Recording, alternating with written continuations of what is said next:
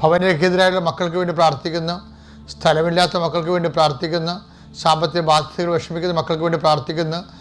മാരകമായ രോഗങ്ങളും രോഗം മൂലം ക്ലേശിക്കുന്നവർക്ക് വേണ്ടി പ്രാർത്ഥിക്കുന്നു. വിവിധങ്ങളായ രോഗങ്ങളാൽ വലയപ്പെടുന്നവർക്ക് വേണ്ടി പ്രാർത്ഥിക്കുന്നു. സമാധാനമില്ലാത്ത കുടുംബങ്ങൾക്ക് വേണ്ടി പ്രാർത്ഥിക്കുന്നു.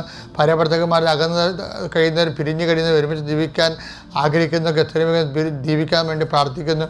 മക്കളില്ലാത്തവർക്ക് വേണ്ടി പ്രാർത്ഥിക്കുന്നു. കർത്താവ് ഓരോരോ ജീവിത ആവശ്യങ്ങൾ, ജീവിത യാപനങ്ങൾ, അതിൻ്റെ സാങ്കേതിക തടസ്സങ്ങൾ, നിയമ തടസ്സങ്ങൾ, അതുപോലെ തന്നെ കോടതിയിൽ അകപ്പെട്ടിരിക്കുന്ന വിഷയങ്ങൾ, സ്റ്റേഷനിൽ അകപ്പെട്ടിരിക്കുന്ന വിഷയങ്ങളുടെ മേലെല്ലാം ദൈവികമായ ഇടപെടലുണ്ടാകാൻ വേണ്ടി പ്രാർത്ഥിക്കുന്നു. എൻ്റെ കർത്താവിന് ഉന്നതമായ നാമത്തിൽ പരീക്ഷയുടെ റിസൾട്ട് പ്രതീക്ഷിക്കുന്നവരെ, റിവാലുവേഷന് കൊടുത്തിട്ടുള്ളവരെ, നിൻ്റെ ഉപരിപഠനത്തിനും ഉപരി ജീവിതത്തിന് ആവശ്യമായ യോഗ്യത നേടാൻ ആവശ്യമായ എല്ലാ സംവിധാനങ്ങളുടെ മേലും ദൈവികമായ കൃപ ആവസ്ഥിക്കണമെന്ന് പ്രാർത്ഥിക്കുന്നു. എൻ്റെ കർത്താവിൻ്റെ ഉന്നതമായ നാമത്തിൽ സഭയുടെ അധികാരത്തിൽ, കുരിശിൻ്റെ അടയാളത്തിൽ അന്നു വേണ്ട ആഹാരം ഇത് ഞങ്ങൾക്ക് തരാൻ വേണ്ടി പ്രാർത്ഥിക്കാൻ പഠിപ്പിച്ച കർത്താവിൻ്റെ ചൈതന്യം നിൻ്റെ ജീവിത കുടുംബത്തെ നിലനിർത്താൻ വേണ്ടിയുള്ള നിൻ്റെ എല്ലാ പരിശ്രമങ്ങളെയും, തൊഴിൽ പരിശ്രമങ്ങളെയും, ജോലി പരിശ്രമങ്ങളെയും, ഉദ്യോഗ പരിശ്രമങ്ങളെയും കർത്താവിൻ്റെ നാമത്തെ ആശീർവദിക്കുകയും അതിൻ്റെ തടസ്സങ്ങളെ ഈശോനാമത്തിൽ ബന്ധിക്കുകയും ചെയ്യുന്നു.